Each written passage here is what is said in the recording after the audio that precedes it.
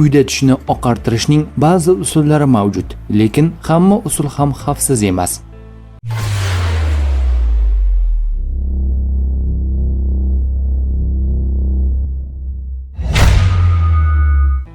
Foydali tomonlari: tishdagi choy, qahva, sigaret dog'larini kamaytirish mumkin, tishlarni yorqinroq ko'rsatish mumkin.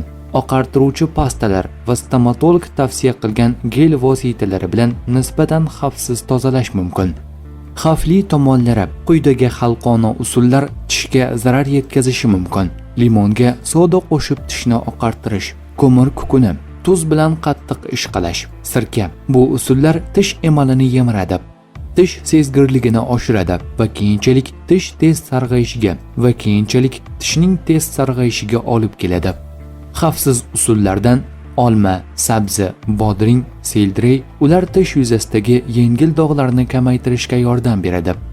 Kokos moyi bilan oil pumping. Bir osh qoshiq kokos moyini og'izda 10-15 daqiqa aylantirib turiladi.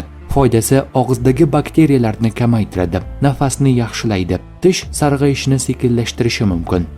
Oqartirishga yordam beruvchi gigiyena. Kuniga 2 mahal tish yuvish, tish ipidan foydalanish, oqartiruvchi bo'lmagan yumshoq pasta ishlatish ham tishlarni oqartirishi mumkin.